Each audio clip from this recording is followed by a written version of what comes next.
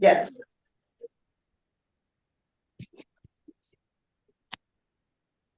Okay, we'll call the city council work session, November 29th at 5 p.m. to order. Roll call, please. Mayor Allison, Here. Tom Baylor. That's it. Kathy Sherman, Here. Casey Kinsman, Here. Wendy Rainey, Here. Ann Schaefer. Here. Kristen Carpenter. Here.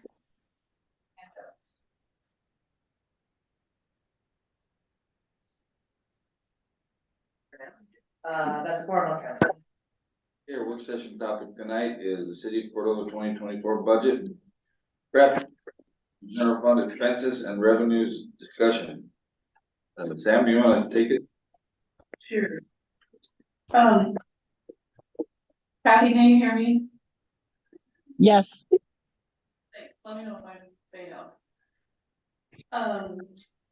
So I think the memo has a lot of description about what we did, and then we'll, I'm gonna highlight a few of the larger cuts so you all could see those. And just remember, sometimes the department's really small, and so a cut of 8,700 is a lot. So clerk, I thought we were talking about a small department, cut 8,700, and the city manager position, we, do a half-time position on one of the full times. Planning department cut 6,000, DMV cut 7. Law enforcement and jail, so we added the officer there, which is split between the two, 80-20. So there actually is up, we also added more than, so, fire and EMS also up, but we added the 90 there. Disaster management down 6 grand, insurance down 72, insurance. Library down 73,000, Cordova Center 11, museum 34. We added the IT department, it was not in the budget, so 189. Facilities we trimmed a little bit, mostly just looking at past things, took 7,200 out of admin for public works. And we parks and rec cut some CIP projects and some other large projects, and it was very nice. And so $111,000. Also, in parks maintenance, we used to have a temp position in there, and we took that out because now we have 3 full-time positions. Cemetery maintenance, we just cut a little bit, and then 72,000 down in Medarkey again as part of the permanent versus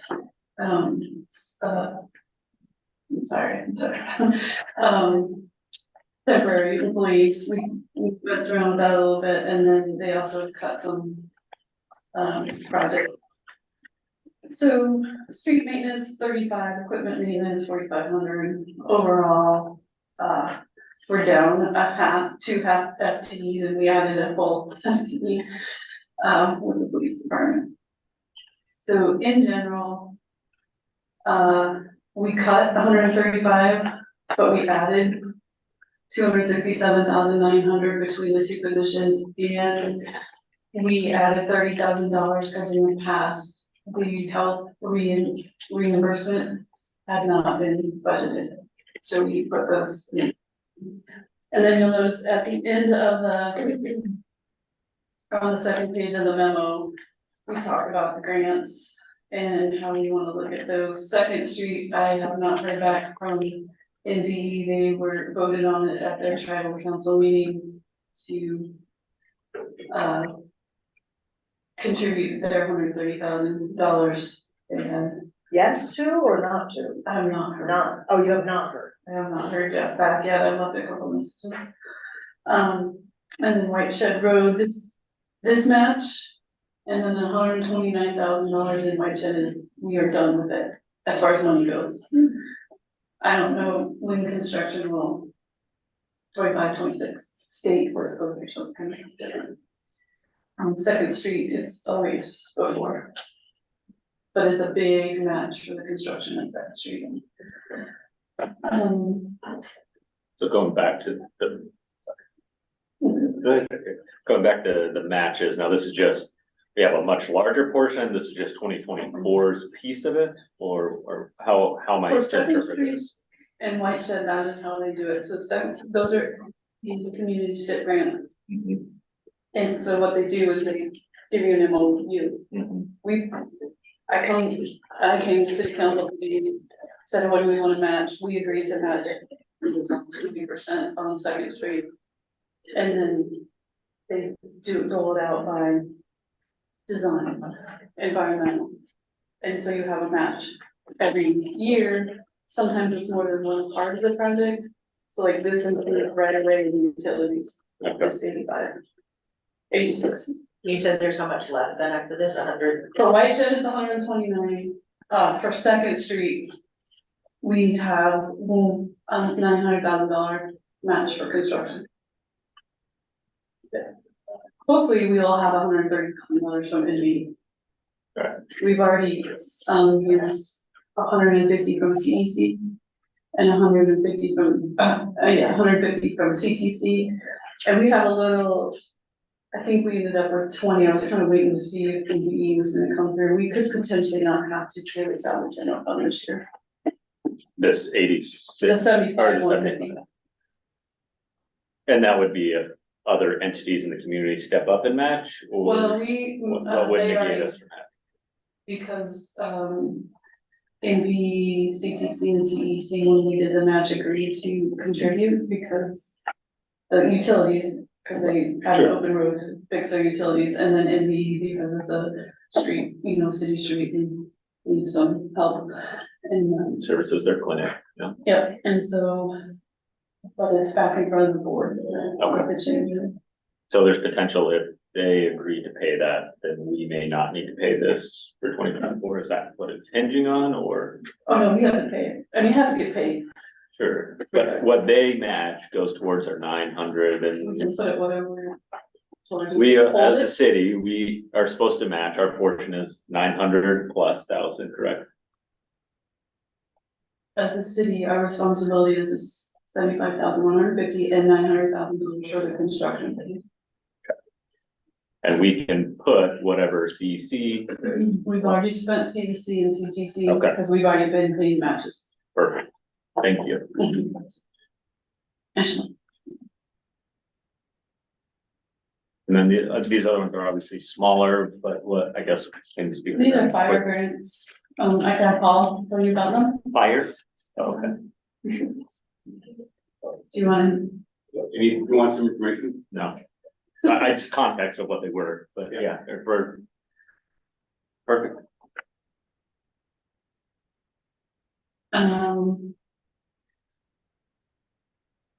We also had a discussion with, Gavin, who is our, accounting contractor.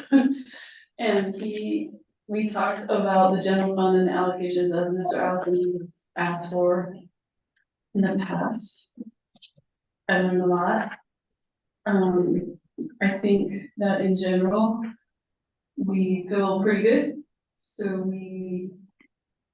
I don't know, I'm not very good at the terms on what everything is called, but, the general fund basically right now has a balance of unallocated funds of 1.34. With the potential of more once he evaluates the questions we had. Yeah, one's been answered and there's a few more to be answered. So, I think the really important part here is that the $3.9 million at the harbor has been paid out of the general fund. So part of the reason for lower balance there. And also, we don't think when we budget for last year, 180, 167. 167 out of the general fund to cover, out of the general fund reserves to cover our negative balance that we had, and that's not going to be Doesn't be. needed That's all good. this year, so. So there is some room with the general fund reserve. I asked for a report that had all of that stuff, and we were 3/4 the way, maybe I would be edging that, I'd say 2/3 of the way, to getting that number, but there was just too many questions that Gavin had, that we had, that Gavin couldn't answer, that are gonna take a little bit of tracing back to see where this number came from. Yeah. Did you say anything about did we find anything about permanent fund one? Yeah, that is. It's a huge report, and I've been poring over it, and I don't know the best way to resolve They've got, what it what is. is it, 800,000? I'm using wrong. 1.2. 1.2? 1.249, yeah, that's called allocation to city permanent fund. That is part of our cash that's in our general fund cash reserves right now, but the label on it is permanent fund. So we don't know if that really belongs in the permanent fund. It's money that we've got, but does it come out of the cash there, or is it supposed to go to the permanent fund? And there's a mismatch of stuff in the report we got from 2015 forward, but even in 2015, there was a million. Yeah, I mean, it has definitely gone up and down, and you can see that there have been money put into that, and then money taken out of that, and you can look at budgets and audits and see where things are budgeted to. There used to be budgets of that Right. 104 fund. Yeah. But we haven't had any in the last few years, so it just has wound up at this 1.249 right now. Sales of city property are in there, any of the paybacks to when some of the enterprise funds have borrowed funds from the permanent fund to do projects and then pay it back over time. Those funds go into that. It's almost like somebody created it to be an easier spot to just hang on to stuff. But then you need to go back to determine if the money was actually taken from the permanent fund to fund those things. Yeah. Or was it just taken from general fund reserve, in which case that does belong in general fund reserve. But I did look at some of the 104 fund where, when we were doing lots of hospital transfers several years ago, there were withdrawals from the permanent fund on those. But not every single time that council made a 7-0 vote ordinance to move from the permanent fund, did it actually get moved. Okay, so sometimes the hospital we might have budgeted $1 million and we took that out and put it in a general fund, but then the hospital only asked for 700,000. That's true. Anyway, bottom line, I guess, is from my perspective, is that we still got a fair amount of work to do on our accounting side. It hurts us not to have somebody dedicated to us, whether that's a consultant that is ours and is dedicated to us. Or, right now we've got these guys that are doing, they're working for 10 different companies and we don't get their dedication. So, I've kind of asked Sam to take a look at what we're paying for consultants and extra auditing work and all those extra things, and I think it might be time to Revisit the salary for that director. you're right, to see what it's gonna take to get somebody dedicated to us. And I don't think it's gonna cost us any more, quite frankly. I think we're paying quite a bit for that right now, but bottom line, I guess, with all of that is there's at least 1.3 million in the general fund reserves that's unallocated. Doesn't belong to Harbor, doesn't belong to Sewer Water, doesn't belong to anybody else. It's there, and there's probably another 1 to 2 million that is questionable, and it's either to the cash benefit of the general fund or it's neutral from that report, so it's not gonna be any worse. Right. Than that, so. Anyway, that was my perspective. Yeah. And so the full report is forthcoming now, once, I mean, is that what I'm gathering from you? Yeah, they're, He gave me some direction on what he needs to fix the one that the 1 million that we're talking about tonight, and then we just need to spend a little bit of time on that permanent fund one, and then the insurance one, we know where that, we know how to fix it. We will correct it for fiscal year 24. And.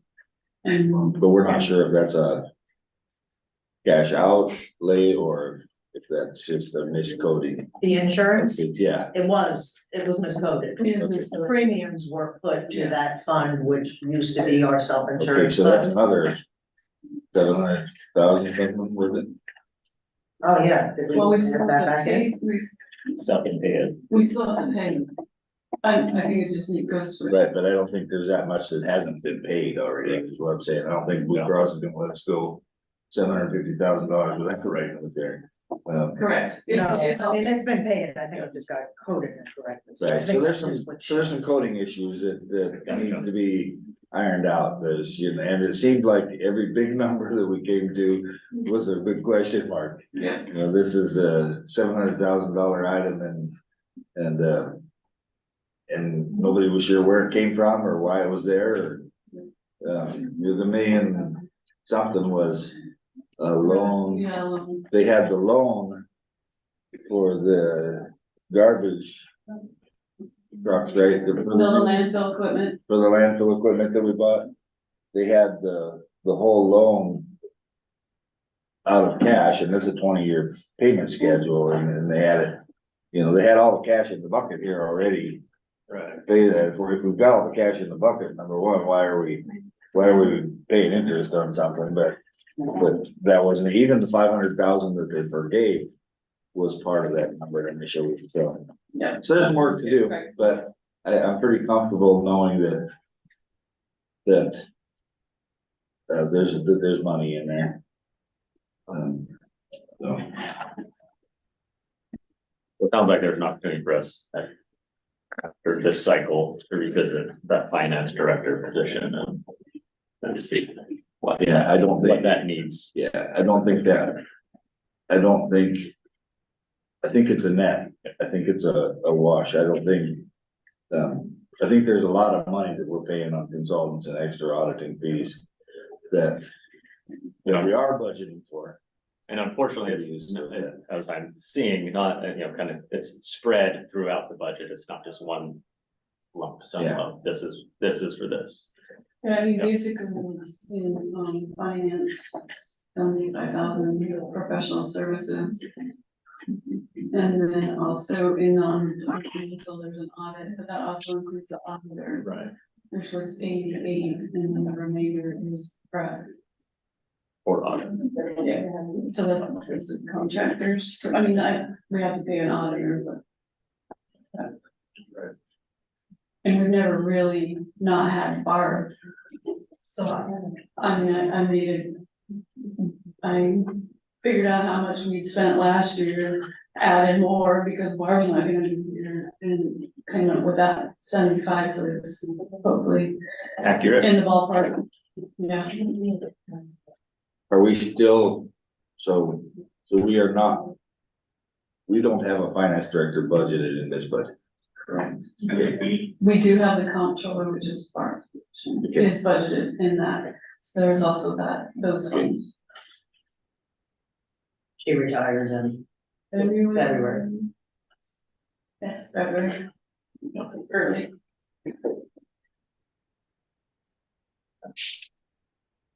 Yeah.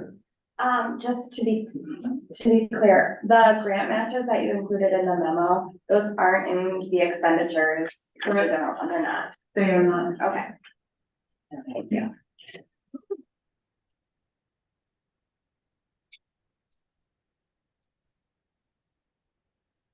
There are opportunities for in the future. I know we've started doing this creative leasing arrangement. Is there a way for us to start potentially self-fund those? And pay ourselves interest on those instead of someone else, as we We've done need that in the vehicles? past. The refuse dumpster truck, we, set up a deal and, purchased it, and now we're paying them back. And we did that with, the lift, the Gravel lift has a portion of it, a portion of it was a grant. I feel like we did something else in refuse. There's been 3 or 4 over the years that we've done that, but unless we're getting that. You know, Screaming interest rate or. 0.5% Right, state or right, but something. right now in our economy, that's not a thing.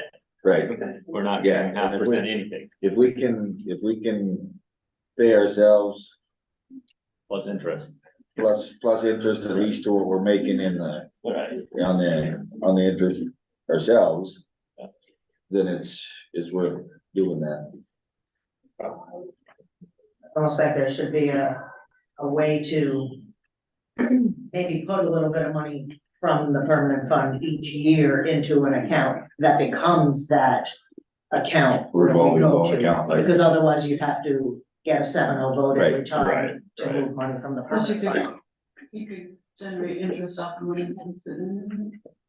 Yeah, I mean, yeah, and in theory, yeah, we double collect interest on I've, it, so. I've never seen us lease anything in 20 years, except for this last year with that Sure. community leasing. And I know it probably was you, Mayor Elton, who brought it up as, if we're gonna keep doing this or explore this as an option, which I'm not saying it's a negative option, it's, but if we're able to finance it ourselves, then I'm just curious if there was something in code or charter that would prohibit us from doing that, but. We just can't buy our own bonds as far as they Right, understand, but I would do that if it was legal, because who are we gonna?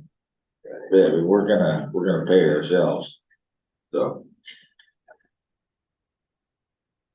Pretty good risk there, I think.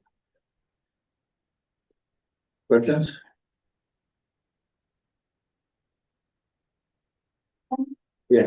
I would say, back to the memo. What was it? For the credit card fees that you, talk about in the memo. Susan, did you say that we're paying, it's upwards of $100,000 in these fees that the city's paying? Yes, So, I mean, everyone charges, I mean, I don't think it's out of line to charge a credit card fee. So I would be in support of talking about that. Because that's significant. and it's never been a line item that you can see. But I think just the revenues come in lower because the money just gets cut out of that payment from each person. transaction. Yeah. And it will be 1,000,000% more clear with this new Starnik integrated into. We'll be able to capture it. Yeah. Well, I mean, Laura's been on top of exactly how it's going. And basically, what we put into the fee schedule was what they're going to take from us. So we just thought we No, push it now, through as exactly the same. with that, is there an option for? What have I seen in other municipalities, pretty much setting up almost like a direct deposit? Or what is it, ACH or something like that? Does I the think- city support that, or is that part of this new? Well, the software? e-check would be when you log into, what we have now is Express Bill Pay and you can put your Mhm. credit card in it. So the new thing will be Starnik and you can put your credit card into it and you'll be paying the $3.50 for under 100 or the 3.5% of the amount over. But if you plug in your actual routing number and, Mhm. bank account information, you'll still be paying $2 Sure. per Got it, okay. transaction. That So makes your sense. way to get out of it altogether is going to be showing up with cash or showing up with a personal check Or well, like, or doing bill pay through Wells Fargo. because it's physically sent a check, I guess. But I think Gotcha. they charge some people, but maybe they don't charge businesses, I'm not sure. Right, I guess that what I would just like to see some communication, because we're introducing this fee that Yeah, Laura would be able to address that with the public as they come in.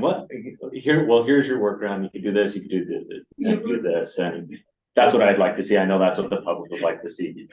we're working on a public announcement to get out the door, and then we'll have a cheat sheet, at the front desk for sure. Cheat sheets are great. You got all the options in the fee schedule too. Yeah.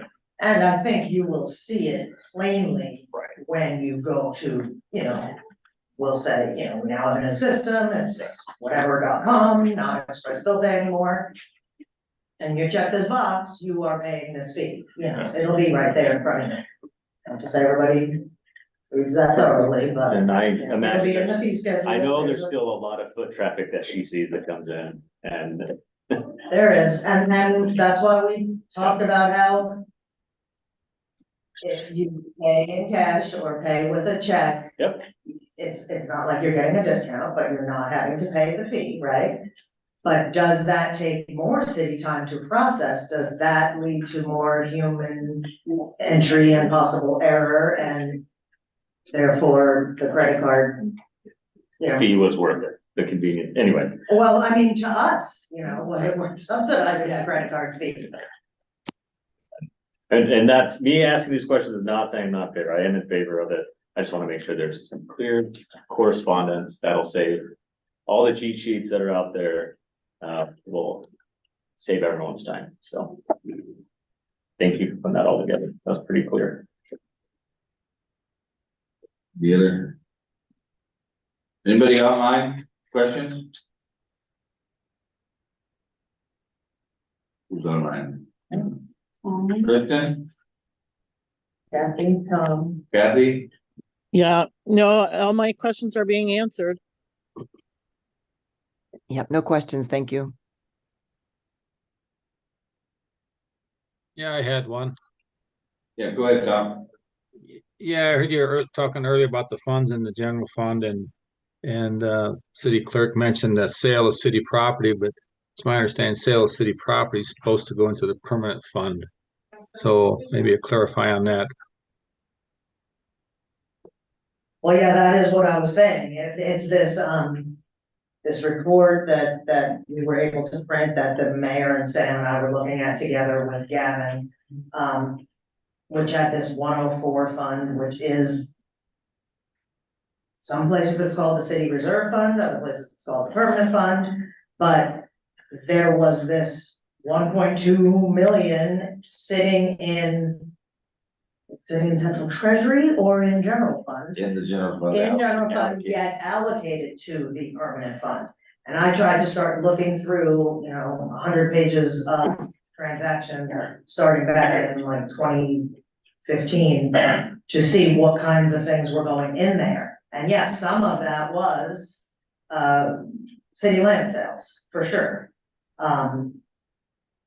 But I don't know the best way to run any kind of a report to try to find out how much of it was land sales and therefore does need to be put into the permanent fund. But was any of it actually put into the permanent fund? Because then we got to those years when forest receipts first came in at the big dollars and we were budgeting from the general fund into the permanent fund. And that money was transferred. I saw where that did get transferred a few years.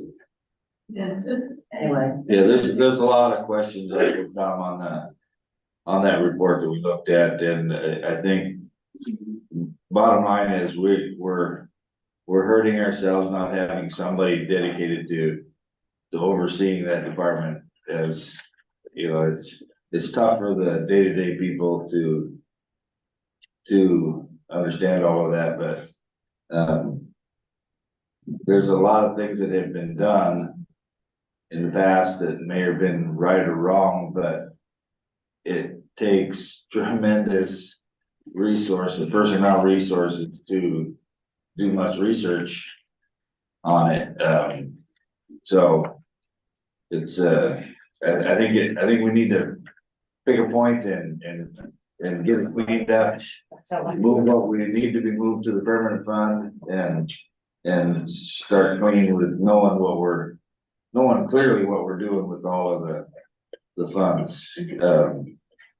What was the unallocated portion of the general fund right now had the other day had 6 million or something in it, but 6.7. after you take out the allocations and the minus the checks that are outstanding and all of that stuff, it whittled down to, 3.9. Oh, you mean the 371? Yeah. Yeah, whittled down to 371,000 that was unallocated as part of that, but then, like we said, there was the loan payment in there for 1.2 million or whatever, it was part of that, so that doesn't count anymore, and there's some other things that maybe don't count, but yeah, I hear what you're saying, Tom, about those land sales and, you know, there's lots of questions on that whole thing, you know, somebody leases to purchase 7 years later, then all those lease payments that we've had in the general fund for 7 years, you know, that go towards the purchase price, then, you know, what happens there? Do we have to come up with that money out of our general fund now and this year to pay the permanent fund, or we need to know, kind of need to know what to do there. Maybe on those lease purchases, that money should not go to the general fund and go into The remainder balance. into another account of some kind, but anyway, yeah, that's one of the questions that we had for sure, for Gavin. Okay, thank you for that. And then if I understood the discussion correctly on the credit cards, were we talking about charging the customers 3%? If they want to use a credit card to pay their bills? If that was the discussion, I do support that. Yeah, it's in the fee schedule, I think it was 3.5%. it's 3.5, yeah. What we get charged, it's not a bunch of extra, it's what we get Yeah, charged from the credit card company. Right across passing the fleet on. Yeah, I agree. Many of the companies I do business with, suppliers, some of them have that very same thing. So it's not unusual.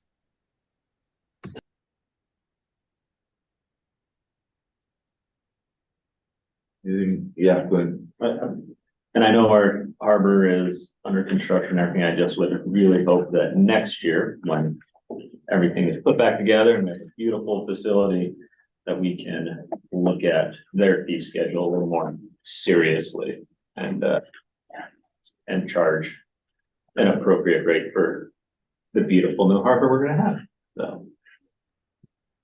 This fee schedule does include a 15% raise on permanent mortgage. And we already raised it 25% a couple years ago. Yeah, we've been raising it pretty regularly year after year for a few years, right, Ken? Correct. And we did do a rate study and have that information. And we are just slightly less, we're slightly more expensive than Valdez and slightly less expensive than Whittier and Seward.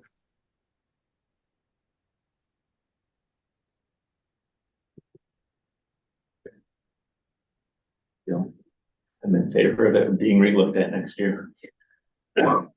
We should be looking at all of them every year, for sure. So I'm We're saying we gonna just looked at it. Yeah, I hear you. Sewer and water gonna have to take a good look at those two, cause they're balance sheet, it's a whole other conversation about whether there's a depreciation fund or not in any of those is kind of all mixed together. There are operating expenses and there. And so the report might say this number is in the depreciation fund, but if you have if you have $1 million in that, for example, and minus 600,000 in your operating funds, those operating funds gotta come from that other account in the same department, so. All the same one. But there's, the sewer and water definitely need to look at their rates as well, and that's coming. Yep. Talking about that tomorrow, Brenda. I didn't wanna put them in this one, because we hadn't gone through any rate changes, so what's in here for, the fee schedule are just the departments that either didn't make any changes or, that had already given me their changes, so those are in yellow and highlighted. And Parks and Rec, Alan, Oh, yeah, but Parks and Rec, they met last night and have. There should be a handout Yeah. Yeah, on some other changes, which I haven't even looked at, so I don't even know, are they up more? Yeah. Yeah, okay. come on up. Tell us. Tell us about it, Donovan. Tell us the story.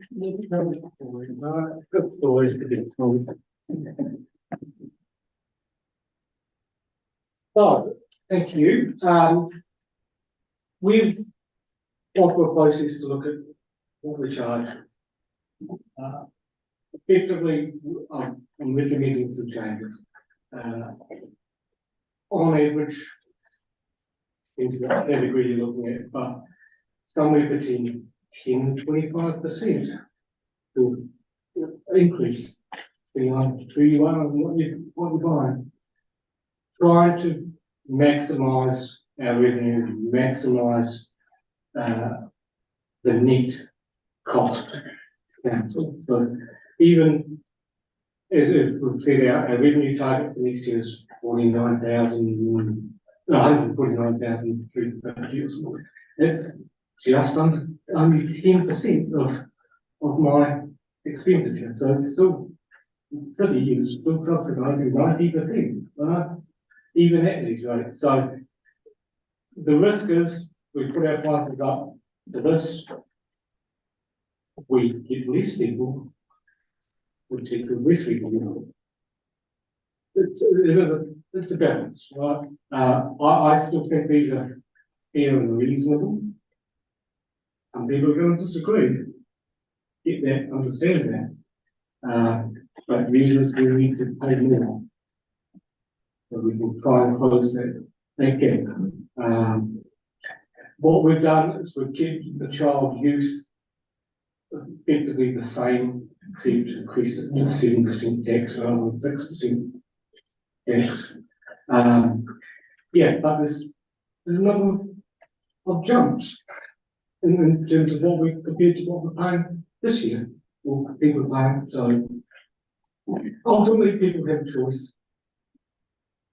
I would like to still stick that we are reasonably competitive compared to other cities in Alaska. Some are less, some are more. Right? I'll give you an example. Bigger city, Nome, it has a recreation centre. It has a separate swimming pool. Its annual gym membership only is $650 for an adult. We will be at $314 for the equivalent. So, yeah, again, nobody wants to pay more than spend that, but I wouldn't be doing my job effectively if we didn't increase. Yeah, questions? So you probably said this at the beginning and I missed it. So the one that's in our packet has the first column, essentially. I'm Yeah. just, for this new sheet, Yeah. is it that farthest right column that Yeah, you're talking yeah. about So mostly? Since I've been here, I've always advertised tax inclusive. Right, so if you look at this Oh, page, excluding and including. yeah, Thank you. yeah. Whereas other parts of the city and their fee schedule, some of them are exclusive. You know, so we can either advertise as exclusive and add the tax on and congratulations, right? You get a little surprise. Or we say, here's the price you're going to pay. And they are rounded up, right? Because there's some actually pretty ugly numbers. In tax, so, you know, 32 cents, or nobody's paying that, apart from people who are paid by credit card. We can't charge cash, it's too complicated. So I've rounded these numbers up to be the closest, 25 cents. Got it. Okay, thank you for clarifying that. Cool. So the other change that we made is up in the age bracket for seniors. This year that's set at 60. I've proposed to increase that to 65 to be eligible for that, right? Because then that's in line with tax exemption for property tax, which is 65. What else have we done? We're changing our workplace wellness. Again, the idea is a 25% discount on an annual plan.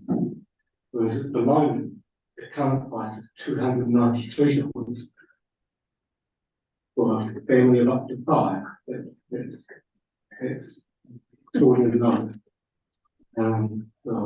Yeah, so a discount of 25%, I think is fair, reasonable, it's a sizable discount.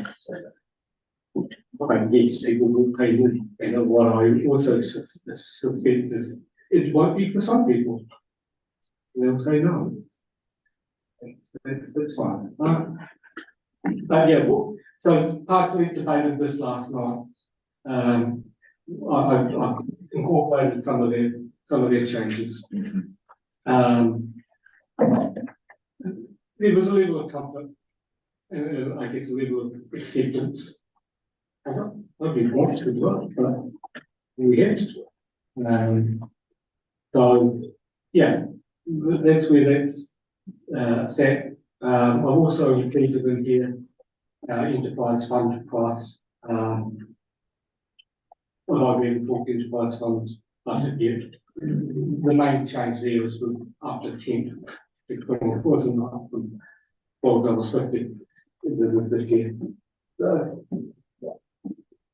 yeah. Mayor Allison, Councilman Sherman. Yes, go ahead. Hey, Duncan, thanks for this. I just had one, I think it might be a typo, but you have adults 18 to 24 and then children and youth and then seniors 65 plus. Shouldn't adults be 18 to 64? Yes, I'm sure that was my typo.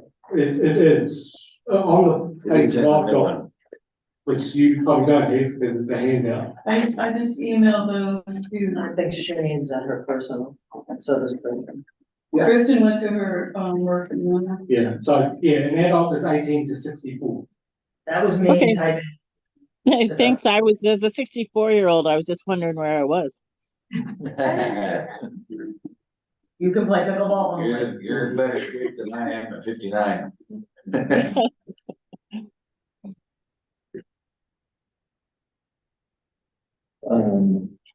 I guess no question with you. Thank you for the presentation. Thank you. General question for these fees and these transactions, taxes collected on them. I guess I wasn't aware of that because you've done such a great job of making it So inclusive. in city code, Mhm. recreation is a taxable service.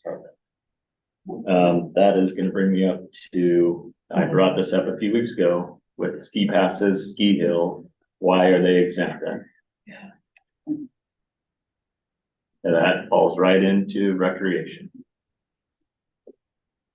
Falls into enforcement and whether or not they believe that they're supposed to be collecting and remitting, which we've told them countless times that they are.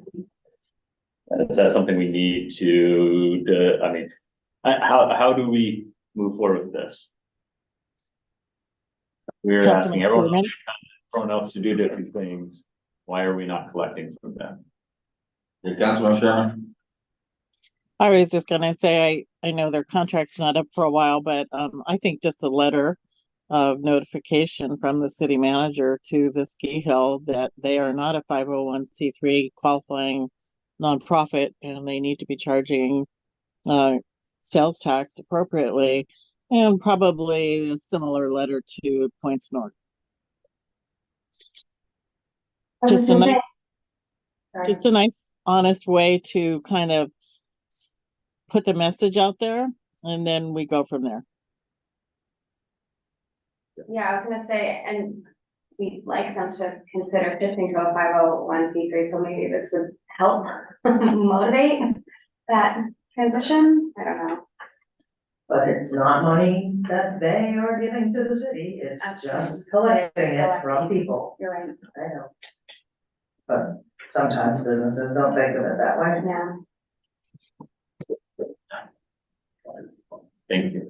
Go ahead. I have a question for Duncan, or Sam. Are the updates to your fee schedule included in the revenues in the budget before us? Yes. Okay, thank you. The new update? It's, we're moving from 130 something thousand to 149,000. So by my calculations, it will, with this increased fees, we subject to people buying. Is the new sheet anything increased or only just Yeah, added the yeah. tax? No, some of them could be rounded up slightly Okay, to be round numbers. and not enough to change the No. revenue numbers? Not really. Okay.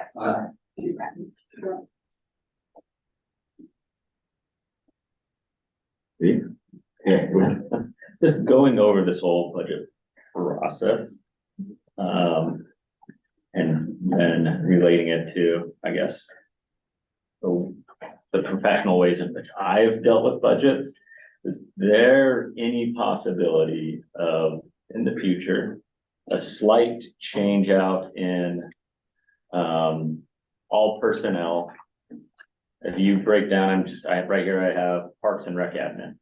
Is there a possibility, and this would apply for every item, at every, pretty much from PERS relief up, separating that out, because that's fixed. I mean, a lot of this is fixed cost. I mean, we could talk about that with whether we have an FTE or not an FTE, but that's generally a separate conversation. And generally when we're saying, hey, we need to cut something from the budget, the way I've approached it, and it's been approached to me, and again, any professional setting I've had where I've had to budget is it's all percentage based, and it's all percentage based, not including personnel. Yeah, we need to be no more than up 5% this year. No, I would like everyone to cut 5%. And if you can't cut 5%, then it's just a round number.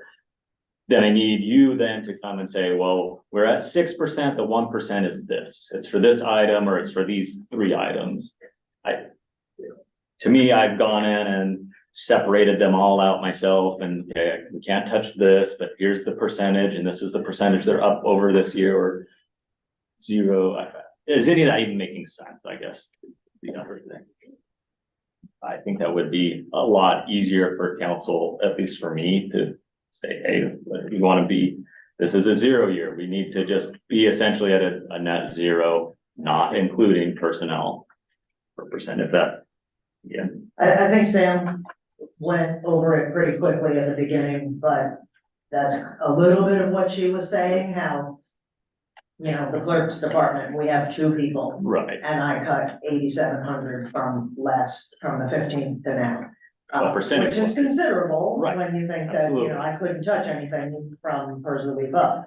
And then planning cut a bunch when you think about 1 person in that department. So you're just saying, maybe Making it have 2 subtotals, have a subtotal. It's just easier to read, easier to Okay. digest, and as I'm trying to, people are asking me, hey, what is this? What's the percentage? What is this? Well, this is from my notes. I went and broke this out, and this is what it is, and this is where they're at percentage wise. I could have sent it to you in Excel, that would have made it a lot easier for you. Or you could have said hundred. And I think trying to relieve some of the things off your plate, I promise. Could have just said, okay, well, go talk to city staff. I see what you. Trying to make it cleaner to digest and make some of this a little, hopefully easier. Hopefully that's what we want to do with this, is make this process more streamlined and easier moving forward for everyone, and respecting and honoring everyone's time. But that's a suggestion. I know and accept that it's too late for this budget cycle. Yeah, let's hope this is the last time you see this, right? I think. Until it's time to approve. Yeah.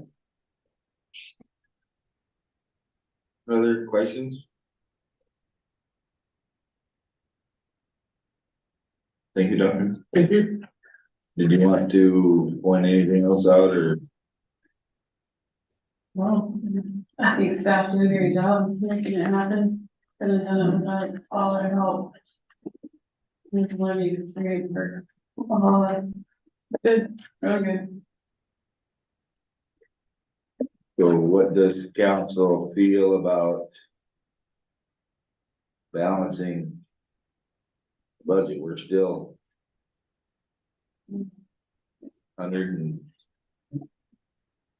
95,860. 185,860.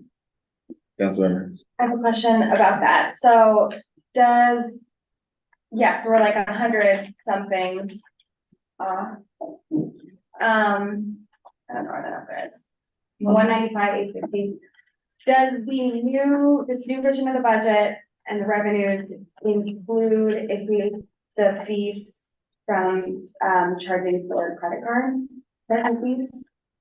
Is that Yeah, they were reflected in the not in revenues? previous budgets, so, yeah. So that's potentially, 100. No, I mean, now that we're charging, now that I the see city what won't you be mean. covering that. are we? So that's not an expense on the city, so it's not necessarily revenue. But It it's is a also not an revenue. But expense. it'll be more revenue. It is, Yeah. it's captured revenue. Yeah, Okay, so we could increase sales tax and property tax by some. Possibly if utilities are going up, the allocated administrative cost number might be up a little. I guess, Tony, did you think your revenue? He's not feeling on, he did good work today. And his fees have gone up, so maybe a little bit more can go We did. allocated. 13% already on the allocated cost. Right, but we wouldn't be going any more than 13, it would just be 13 of a bigger number. If their revenues are up. And ours, fees. So, I mean, do we have broken down what we paid this year in fees? You said somewhere around 100,000, more than 100,000, less than 100,000. it was more than. 100 through 10 months. So in theory, with us collecting that, we're up $100,000 in revenue, is how Correct. I would interpret that. Yep. I would too. Well, that's not taken into consideration that people will not pay with the credit card and therefore go with the check, so you're not But really getting that. Correct, and that's why I wanted to see where we fell with the 100,000. We can come up with a percentage to capture, if that's, we want to conservatively say, even if we went with half of that, that's still $50,000. I hate to say. Bottom line is whether they pay cash or a credit card, we're going to be collecting the whole amount. And So, and which we aren't right now.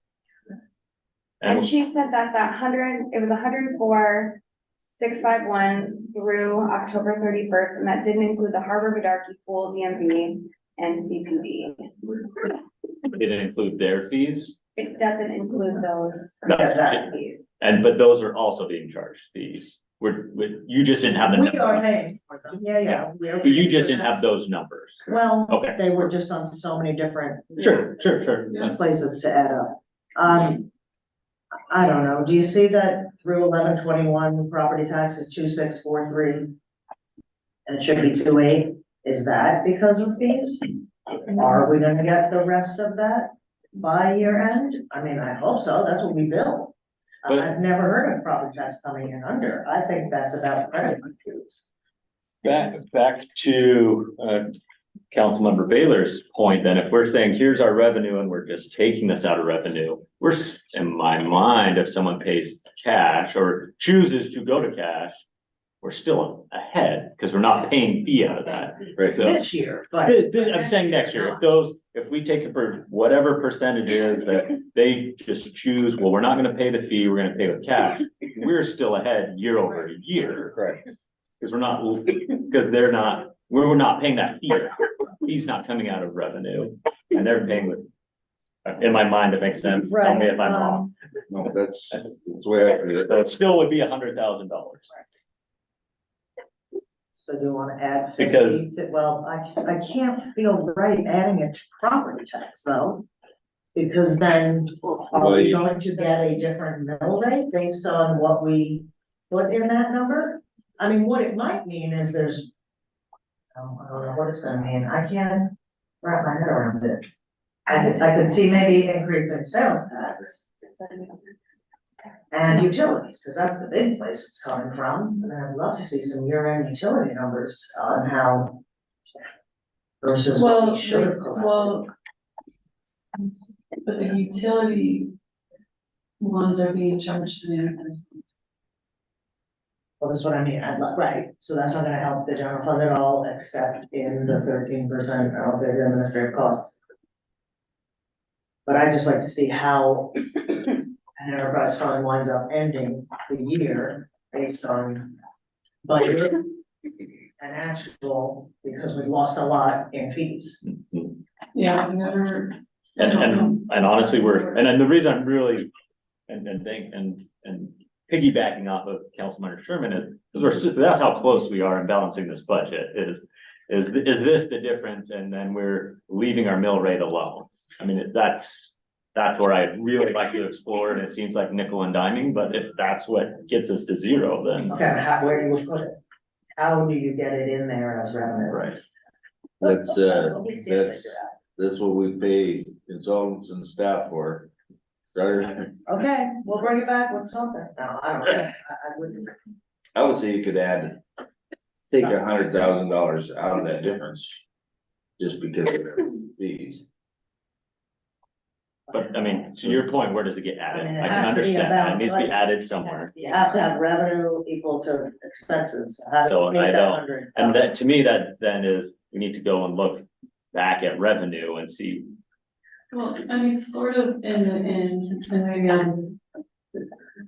in the end, right, we decide if we're gonna use this money that we're setting aside, like this year, we're saying we're probably not gonna have to take that 167,000, Except, so do we ever really? That's the difference. I don't know, but that's what that money's. Well, we should, if you think about the 3.8 that we spent out of general fund, we're absolutely gonna fund end negative in the general fund based on that 3.8.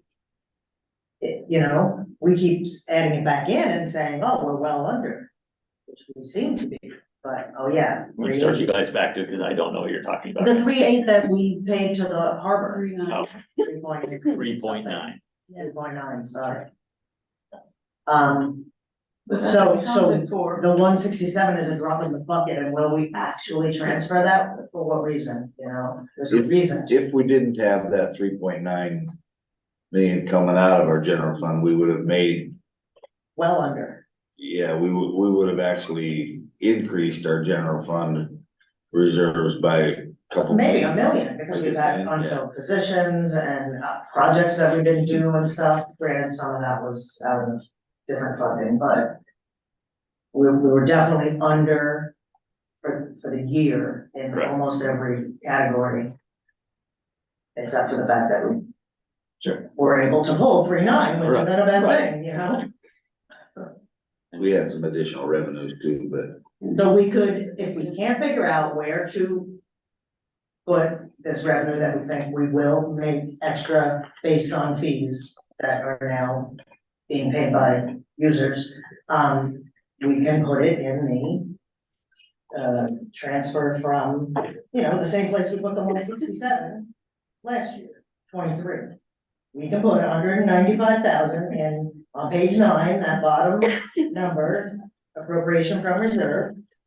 We can put in 195,000 in that number and feel comfortable that it'll probably be less than that. Can we put a really detailed note No, of what that number I means? can Please. write in 2-point font on that budget sheet. Excel comment that expands out to 3 pages, great. Yeah, we won't remember We next can, year. yeah, that will be in the manager memo to the budget. And even actually more so important when we, in theory, hopefully everything's great and we have our city manager back next year. And this is a lot of information to try to regurgitate and recycle and go through. And whatever notes we can put in there is to everyone's benefit.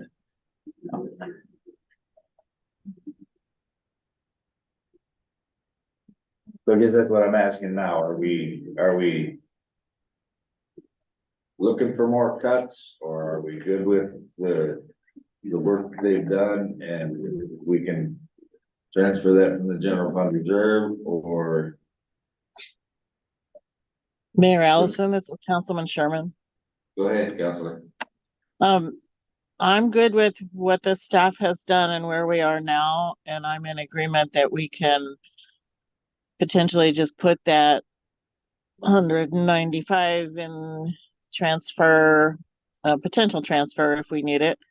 I think they've done a really, really, really good job across the board with making cuts. And I think we've addressed a lot of the community's needs in terms of police and EMS. And and still not cutting all of Parks and Rec. I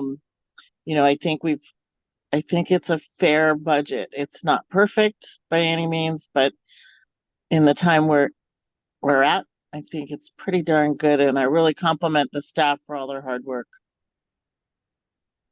Thank you, Kathy. Any other comments? Online, anybody else? Kristen, Ken, Tom? No comments, thank you. So Yeah, this one, just a quick one.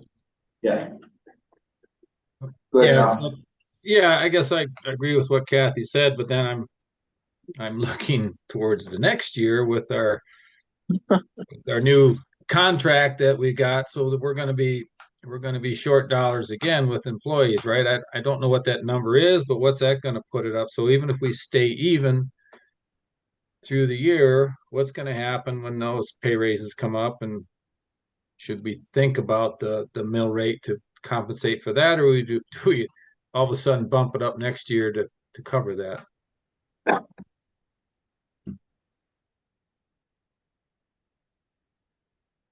Yeah, sooner or later the can's rolling. So. Just point out, I know that you all are well aware of it, but maybe for the public's case, this budget is predicated on the ordinances passing later tonight. So,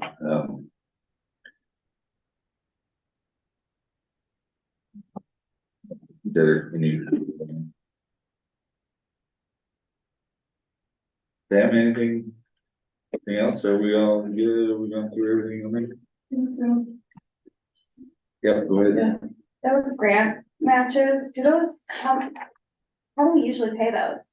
Is it those usually a general fund expense, or are they a permanent fund, or General fund, I think. General fund. general fund usually? I think those two larger ones, especially when we get to these 900,000 one, is a discussion to have. When it came to council, they agreed to the match. It was like, we'll move through them as we go, but we committed to the match. But pulling 900,000 after pulling 349, I'm not sure. We'll have to see. But the smaller ones, typically just general fund, they are the 401s. There an opportunity for us to, I want to say, be proactive with what Councilmember Baylor was saying, and even if it's not a full mill, is a partial mill in order to again cover some of these matches that we have coming. I'm just putting it out. Not, That's an option. There is a permanent fund too, if it's a good investment, which typically a 20% match, it's 80% of your money right there, so. That's a historically been a permanent fund. pretty good investment, sometimes it has, sometimes it. We really had a grant match. I don't know how we did the whole travel with that big. Adams, we did out of the general fund. The stairs, we did out of the general fund. We've done up until this point out of the general fund and or CDC or CTC. So we've paid over 250,000 in match to Second Street already with their funds. Staff has been pretty good over the years in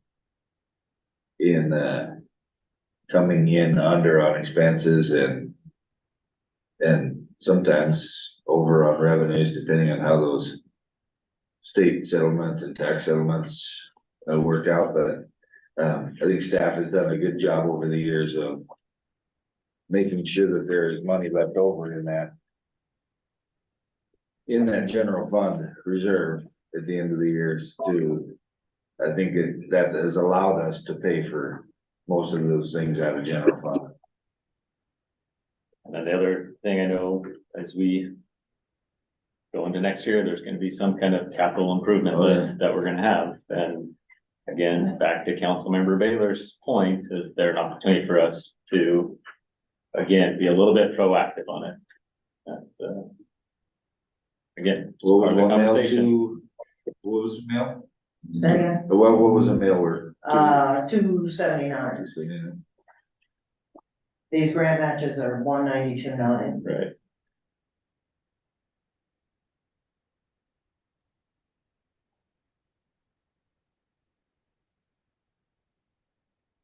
And I think this year I have to look for CIP was what, 1 point something? Because we had ARPA funds. Right. We've had many CIP years that have been. And some of those are gonna carry forward, Correct, but they've Yes. already been Right, been they just allocated. allocated. been gone. Absolutely, and that's, I hope, when we're looking at the general fund already taken out, like that is, that's all That's part not. of Yeah, the it's allocation, it's elsewhere. part of the general fund reserve, But it's allocated. allocated to ARPA. So, yeah, we were 1.4 for last year, and yes, some were matched, I don't know what's on the horizon, what needs to be done, but where we're at. So. Okay.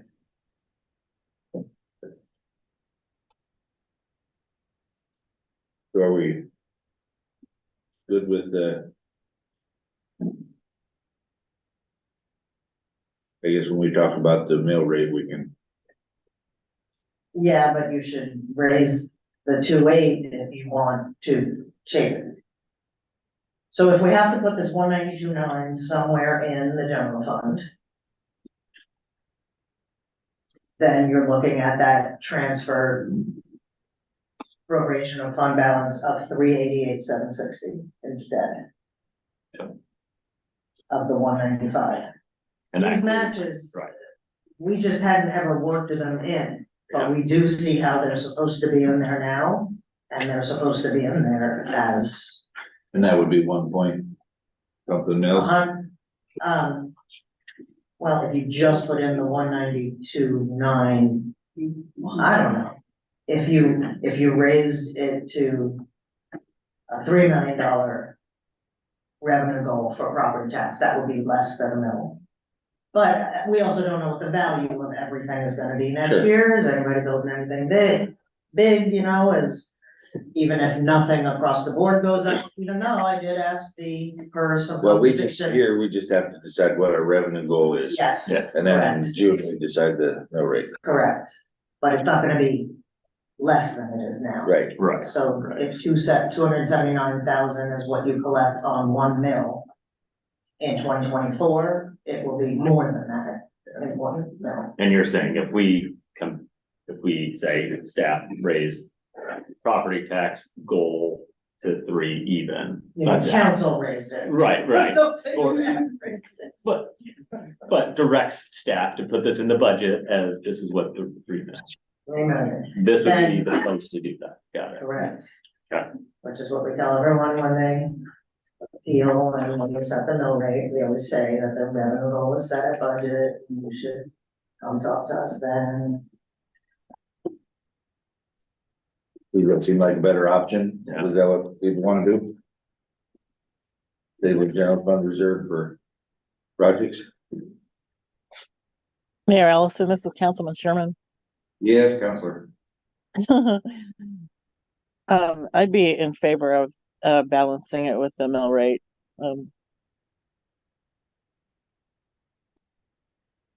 But I was just talking about the 192.9, we were already talking about putting the 195, which we have as a deficit, into this appropriation for reserve. So the total amount was short, if we put these grants in the right way, like they should be, would be 388,760. So I guess You can do that any combination of ways. Well, what was the plan on those grants? Was that to leave them out of the budget or It were we was- gonna try to stick them in there somewhere? It was kind of unknown when we When we made up the packet. packet, yeah, I mean, because they were never budgeted last year. And we were just. We looked at old budgets and other reports to find how grant funding is supposed to be happening. And so it's in those 401s, and then on the budget, there's a transfer to 401s. So we put that total in there and then, Yeah, so general fund revenue has paid for things like this in the past. It doesn't mean it can't be permanent fund. It's your guys' decision. So you're saying we're essentially 378, combine both of those as the. Is that what you got? I got 388, No, that's why I was asking, there's a question. 388, 760.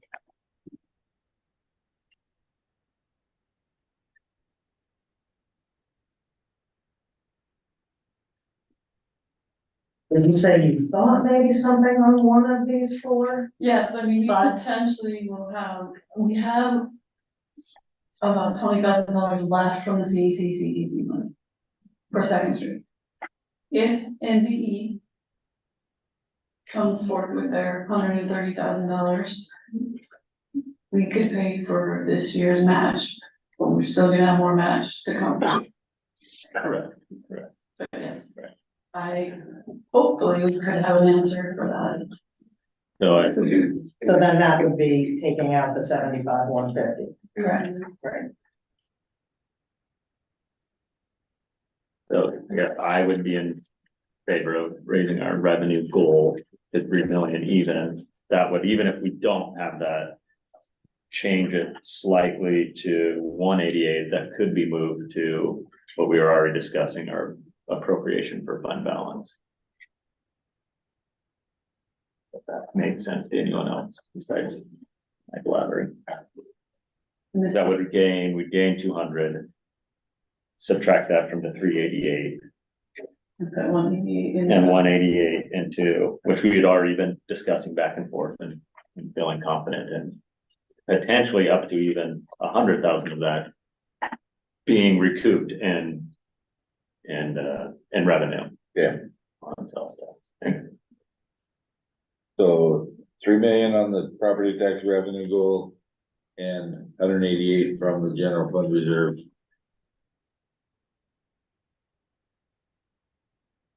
It's an option. An option, it's fine. Anybody have any other thoughts? Agree to that option? For now, anyway? Yep, I support it for now. Do we wanna look at, the fee schedule in any more detail? That's part of this workshop.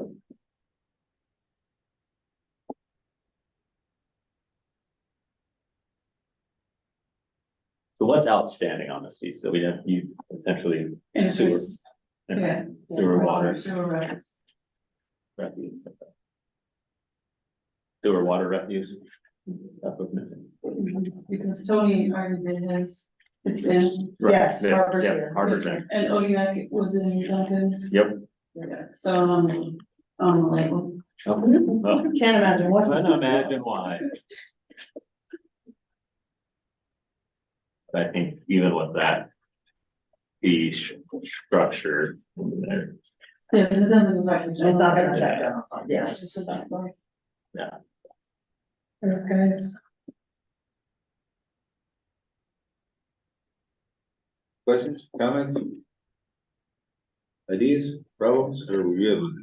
Just a little comment on the city hall fee Yeah. schedule. It just seems low to me, and you know that city hall takes a lot of money, a lot of energy to keep open. Maybe there's reasons for that, but it seems like quite a bargain for people. Megan had some input on that. Wait, is he saying, are you saying Cordova Center or City Cordova Hall? Center. Oh. Thought you said City Hall. for the fee Yeah. schedule. He did, but the Cordova Center, Tom, you're talking about? Yes, Yeah. Oh, okay. Do you want to just tell them what we were talking about? Yeah, if that made sense.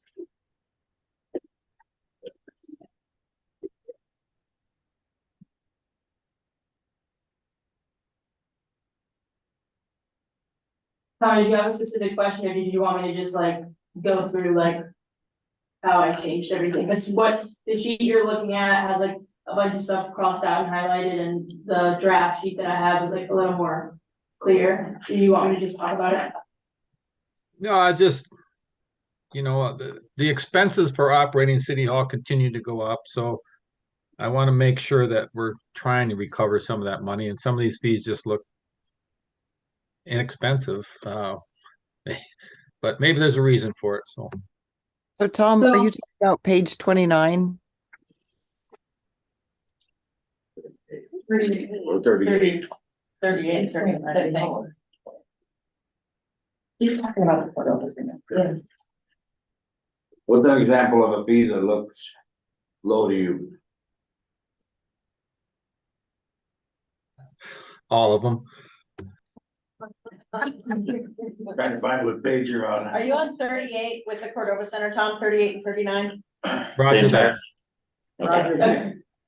So like specifically like the room, so like prior to me being here, the way that things were being charged was like once the party started, so like let's say your party starts at 7, like that's when you're being charged from until 9. But really you're getting it at 5 to do 2 hours of decorating, therefore like nothing can really go on in that room other than what you're doing. So what I started doing, when I came here, there was a bunch of stuff already quoted out, and like I let that like ride through, but now like moving forward, like you get in the room at 4 to set up your party at 6, you're paying the room from 4 to 10, however long your party is and however long it takes to set up for cleanup. So that's why I left everything the same, because I think like everyone needs to just get used to that in general. And since I started doing that more toward like September, October, like I'm just gonna like let that ride. And I think just from that alone, seeing people being charged appropriately between when they start and when they stop, we'll just see a boost in that in general. So I didn't really feel like there was a need right out the gate to like, make everything more expensive and then charge people for like the full time on top of that, and it was too much of a shock. So, and then just like kind of moving down the line, I talked a little bit about it before, about like if you look at the plates, silverware, glass, tablecloth, napkins, like that's all divvied out between like the size of the party, like how much time like our staff's coming in to take care of all that. I think that'll start to also, you'll see a little bit of a boost between like, our expenses and our temp, which went up, but now there's a charge in that appropriately. So also there was on the original sheet for 2023, there was a theater production fee and a dance production fee. I also collaborated with a few other Cordova staff members on this. So originally the fee was $100. So to me, my interpretation is, okay, you're gonna pay $100 for the theater complex to rent, but on top of that, you're gonna pay a fee to run your production, right? To use our soundboard, to use our equipment, to use our microphones, all of that. But charging that on top of one another wasn't how it was done in the past, so it felt like to me, if I came in and charge you for the space, now I'm gonna charge you $100 fee that you've never paid before, I feel like that's kind of also unfair. So, I bumped it down to $25, which I think is appropriate to start at, so they'll pay for the space itself, and then, starting at the $25 fee in terms of how long, they're using it and what they're using. I Okay. also okay, should I do you have a question? I'm sorry, but just a quick comment. I mean, I appreciate what you're doing, but when you say it's unfair, I guess I would put to all of us sitting here that a lot of people think it's unfair. We're raising sales tax and we're raising the cap and we're raising property tax. So it's not unfair if you have to pay your fair share to use the facilities, but I see where you're headed and I appreciate that. Yeah, I'm just trying to, set the expectation, like moving forward. I think it's kind of hard just to like change the standard, like right when I come in, I think starting in the new year would be a good time to start, starting to leave. So it looks like there's an opportunity for, you can do this next year, revisited. After we've set the standard, we set that this is what we do, this is how we charge. Now that that's established, next year we can, this goes to $40 or this goes to. Yeah, like now we'll have all, whatever the like fee is, $600 an hour, perfect. I understand, thank you. Mayor Allison. Yes, go ahead. Um, yeah, I think I understand Tom's, Councilman Baylor's concerns, and I agree that I think we can make a lot more money with the Cordova Center, but I think Megan's approach is appropriate, because, and these are, increases. Everybody might not know it, but I know it because I used to make up the bills. And, she, I think has reached out to a lot of our regular renters and users of the facility. And she's not pricing out, everybody, but she's doing it the right way by kind of broaching the subject with them and actually figuring out our real true cost, like the laundry and the linens and the kitchen materials. So I think this is good, but I definitely agree that we can revisit again next year. And I there's room for growth. And especially we can start making more money. So thanks.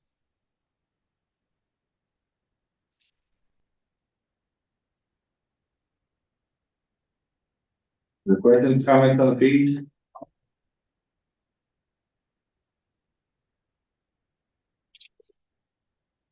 We want to have I know last week there was a couple different points where we were talking about Chamber of Commerce and their facility. Yes, I want to. Councilmember Kinsman is asking if we want to discuss. Been thrown out time or two over the years to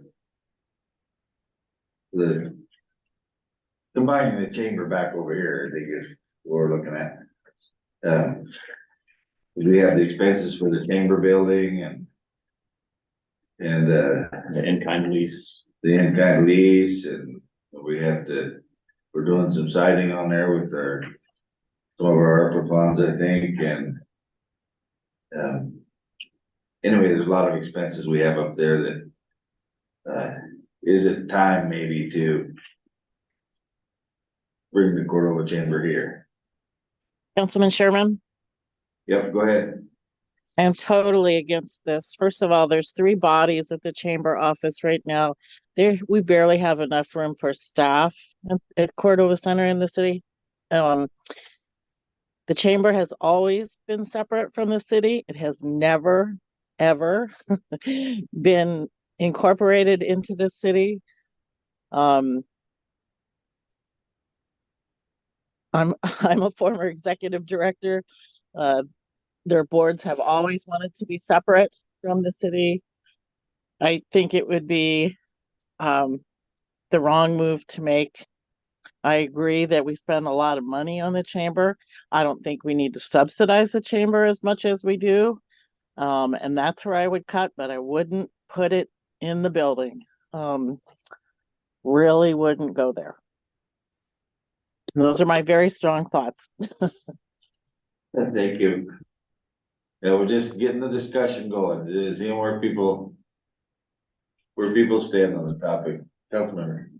Yeah, I mean, I guess I don't know where they would go here in the building.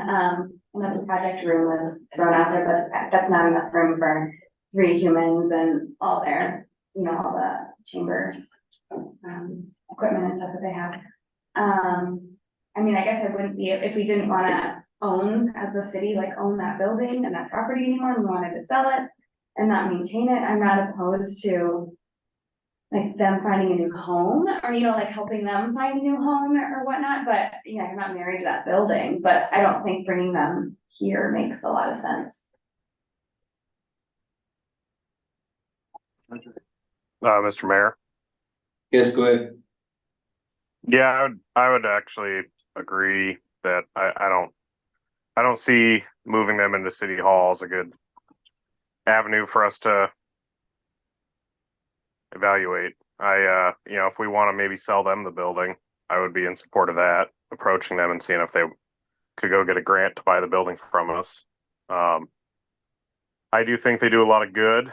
Obviously, there can always be more that can be done. I do think that it's important to have a visitor center supporting our tourism industry in the community. I see that yard and that building as a perfect location to do weigh-ins for, you know, fishing derbies, and there's other revenue generation things the chamber could evaluate in the future. And I think their board already has, and that's kind of their department, not ours. I supported raising their budget request last year, and I still support that, maintaining that level. And I think that we've seen a lot of good work from the chamber lately. I do want to pursue us, you know, getting that Cordova Center marketing going. That's supposed to have already been going. I think we need to pursue that and push for that a little bit harder. Even with having the new position marketing our own, we need to have additional marketing, and the more marketing, the better, to try to raise revenues for the Cordova Center. And we need to be seeing some results for our investment in terms of the marketing. And yeah, I'd be in favor of maybe evaluating selling them the building, but I don't really see us. I don't see it as a good idea to move them in with us. Okay, anybody else have an opinion there? Yeah. Yeah, I think that's a fair point. I just have a really hard time subsidizing an extra building and their budget. This town doesn't need two visitor centers. The Cordova Center should be the visitor center. So calling that a visitor center, I think, mutes the benefit that it serves up there. I'd be interested in selling them the building. I think the building should not be subsidized anymore.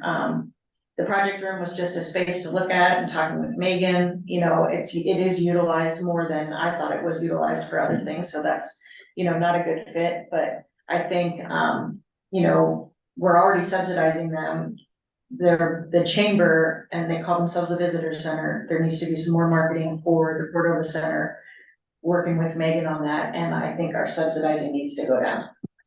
I think we have, you know, we have some really hard decisions about basic services in this budget that need to come forward, and subsidizing the chamber is not, in my mind, a part of a basic service. Okay, so it sounds like well, it certainly would reduce our expenses if they owned the building and had to maintain it and pay the utilities and such themselves. So maybe that's an option. Sounds like that might be an option to look at. Maybe offering that, I think it was thrown out that, I think Councilmember Jones said that there may be grants and stuff that they can get to help them purchase it. I don't know, but it's something to explore, I think. Maybe. I just want to echo what Councilmember Rainey was saying, and that, I mean, we did, I think part of the advertising of building this building was, this is our centerpiece, this is our visitor center, this is where we want people to come, not the little house on the corner. Like this is what we should be showcasing. It's what people see when they come into our community. So what can we do then to funnel more people into here? And whatever that partnership looks like, again, if it's not here, that's great. But yeah, I think, you know, a lot of what they have up there is display of business services, and there's no reason why the atrium can't support that. And then that basically leaves, you know, desks for 3 individuals, because the other thing that that building supports is a board table, and there's facilities here for board meetings. So, you know, I just don't see the need for that building. It would be, the problem is finding the space on where to put them if we got rid of that building. Kristen? Thanks. Yeah, I just wanted to comment. I think the chamber fills a pretty important function as a visitor center, and I guess I understand that people seem to be referring to the Cordova Center as our visitor center, and I don't know that it was conceived that way. I think of it as our public event space, but that's very different from a visitor center. And when you're talking about and they do set up tables, I just think it's going to be really tough to combine, to move the chamber in. And we've talked about a lot of different ideas here. We've talked about combining buildings. There's the idea of reducing the amount, or saying we're going to keep funding you, but you're responsible for the building. But I think physically combining those two, bringing them into the Cordova Center would be really tough. And I don't know that I want to give up the atrium. I think, it's a great meeting space and it gets a lot of use as it is. So I think if people are talking about putting desks in there, I think that would be really tough. So that's my 2 cents. I realize this is just a discussion. We're not making decisions tonight. Thank you. Yeah, sorry, Kristen, I wasn't talking about putting desks in the atrium, I was talking about their brochures. And implementing this more as a visitor center, because this is actually the showcase, that's why the Christmas tree was moved down here. This is the library and the museum, it's the centerpiece, and I think that we need to advertise that as such. Regardless if the chamber is moved here, or not, which is fine. That's again, just part of the conversation, looking at all the costs. We have a pretty, I wouldn't say not a substantial amount that we subsidize the chamber for. So I just had a quick question. So like this MOU that like you gave me, like y'all talked about like the what's in like whereabouts, like in this, did you discuss this like with the chamber, this current MOU? It's not signed. That's It's not signed signed. MOU. But y'all as a chamber like put this together and at first this was what y'all presented them? I don't know when it was. Kathy, do you remember when that MOU went to them? The one that's not signed? Yeah, that one was pretty recently, but the Cordova Center was never designed as a visitor center. It was designed for the community of Cordova. And our hope was that it would be used year round by residents and give them a place to go on the dark days of December.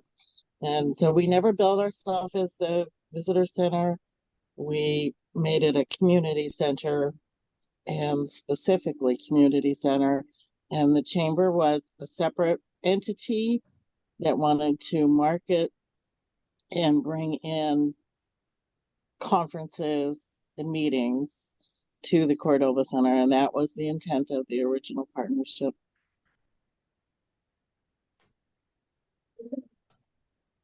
Go ahead, Kristen, I think you have your hand up.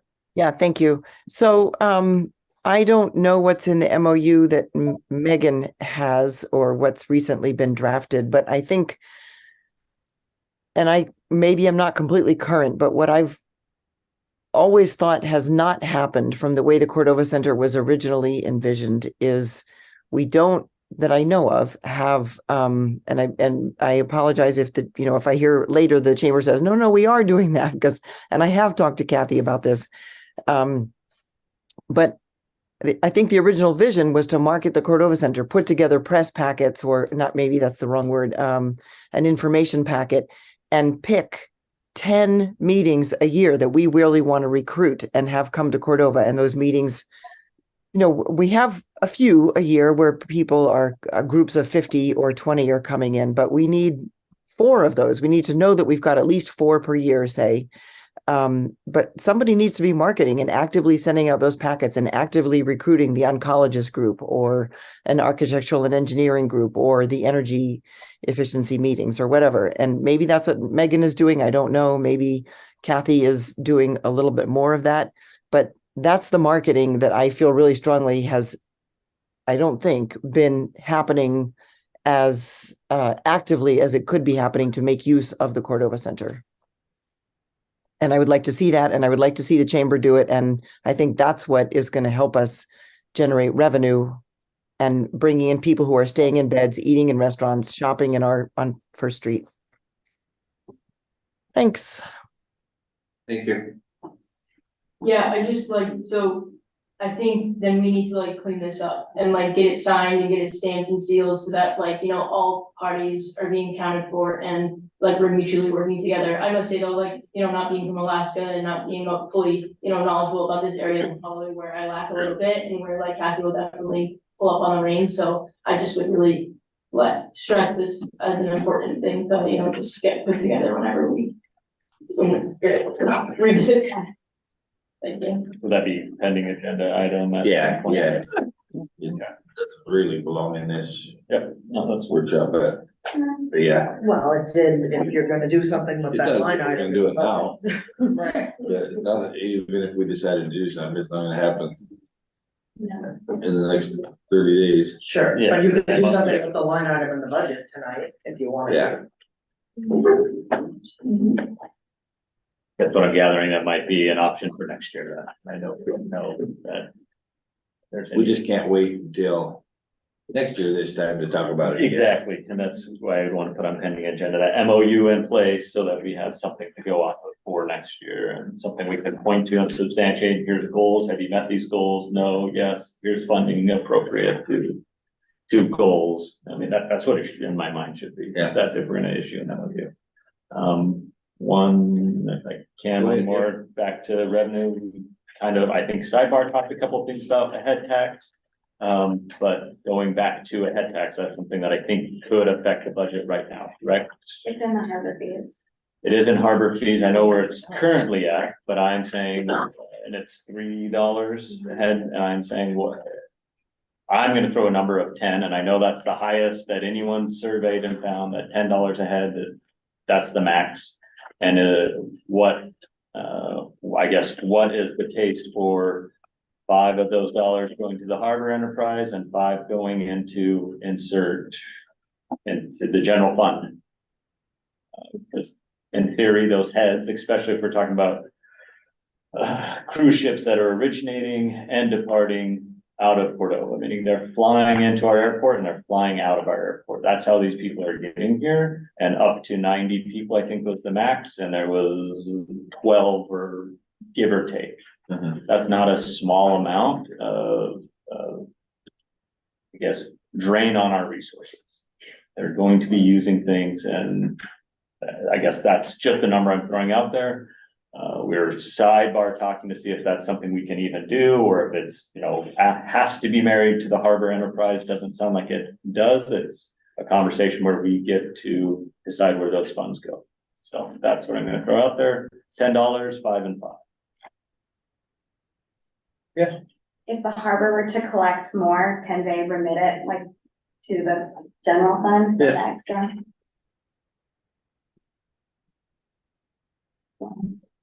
They're only asking for 3. I don't really know how it gets collected at all. I would imagine straight from the company. I also don't know how and when it was first put in. And obviously, we've been doing it as a fee and not in code. Obviously, it can be that way. I hope. I guess it must be. But I just don't even remember it starting. Or what year it started. Anybody know? Ken, do you know? When Harbor first put that in?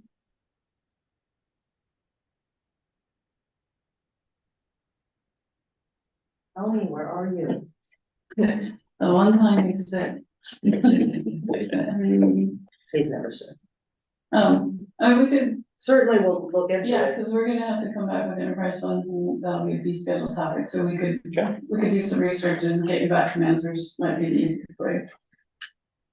Yeah, I'm not opposed to that increasing. I guess to me, it might be worth a conversation with would it be with the chamber to see? I don't know, at least like what the amount that, I don't know what amount would. I imagine they know a little bit about it. Influence. There's She no- talked about it at the, Yeah. when she did her demo for her discussion, she talked about the fees, I think that's what the 10 was the max. Yeah. Yeah, I think, when she Yeah. surveyed, and some were 0, some, what did she say about these, was 0, and there's some that were 0, but they were receiving other funds from the general state. Right. But to qualify for that, you had to have over 500 passenger vessels coming into our community, and so that's what she was saying. It seemed like the communities that didn't have those, they were making up for that. Somewhere. Yeah. in I'd the be in head tax. favor of that. I think, we're seeing very limited influence on the local economy by these people coming to the Yeah. community at this point. That at least contributes something from the entire experience instead of, the few businesses that are benefiting from it, if that. I mean, and really, we're talking like a vessel that comes in with 90 people, $900, and it's Yeah. a drop in the bucket. It's A not- couple gallons of fuel. It's nothing, but, So, and again, as so talking about the chamber of, is this gonna deter them or not deter them? $900 on a cruise that's $10,000 per person, so there you go, nine.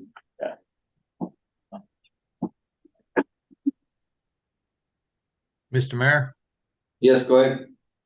Yeah, right along with that conversation we're having, and I know council has always supported the idea of a tax on fish boxes, but I always say, let's just let's tax them when they first come in the door, and what fish they catch is fine, but if this head tax and bed tax, if we catch them coming into town, then we receive it, because there's ways around these other things, so get them when they first cross the city line. That's the best way to do it.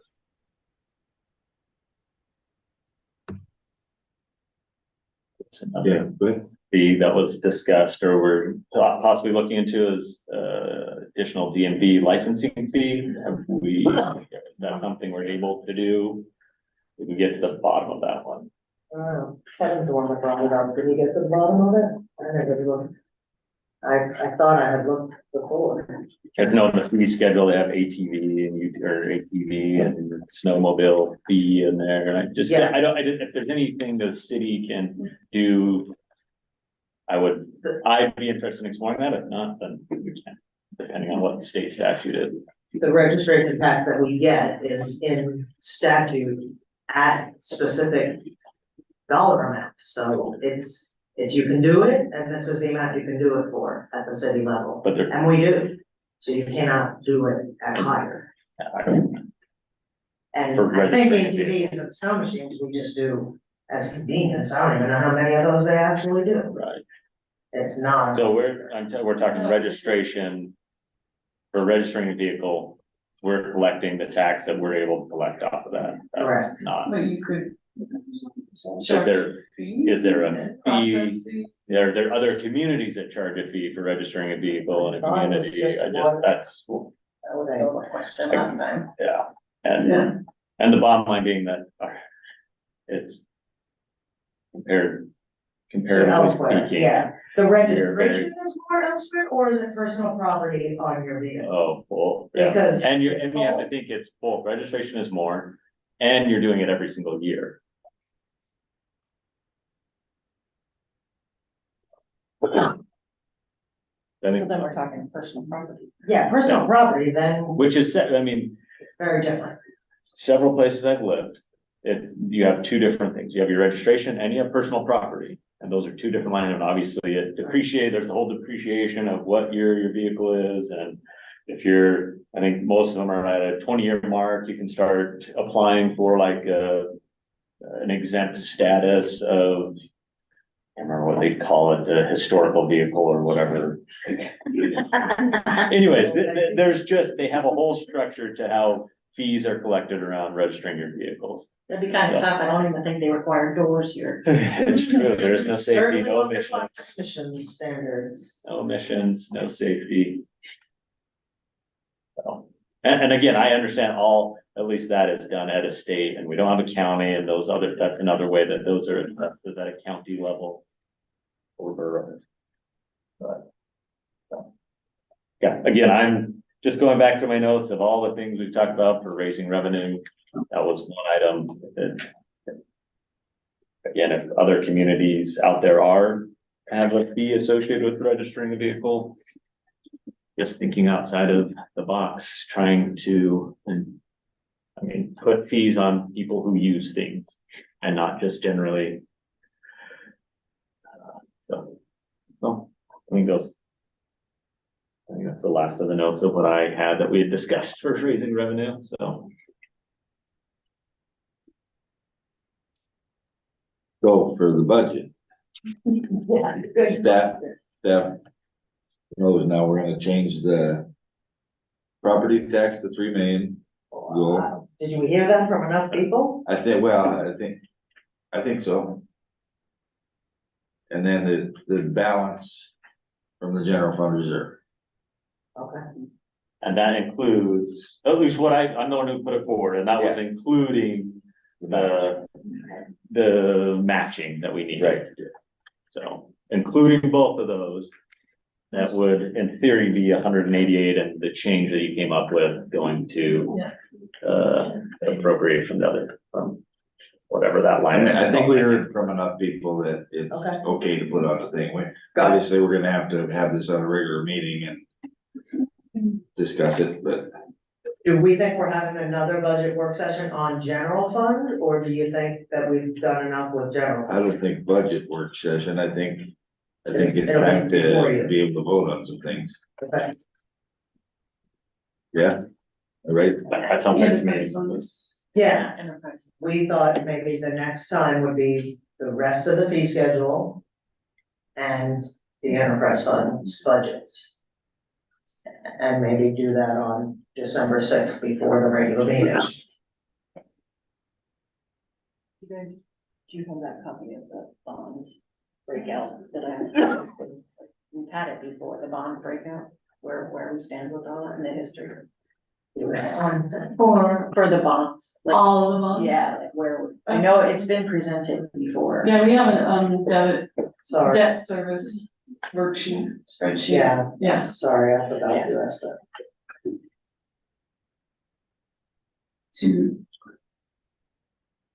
So then the goal was going to be, really, that might be the last budget work session on the 6th. We'll have a regular meeting that night, and then we'll do the approval of the budget and the fee schedule combined on the 20th. December 20th.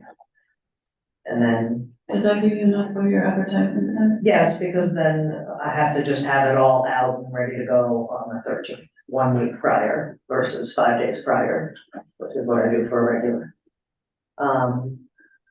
And then that will be the last budget presented to you, and if somehow it doesn't pass and nobody does anything else, it automatically goes into effect on the 28th.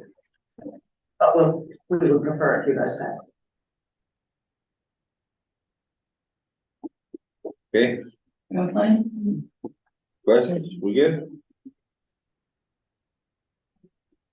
Good, you wanna take a 10-minute break before we have a regular meeting? Okay, work session, business being done, we will.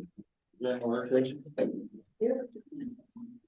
So for those of us online, do we just stay on this or do we have to sign out and sign back in? You're gonna have to sign out. I'm gonna end it in a second, and then you can click the second link to the public hearing and the special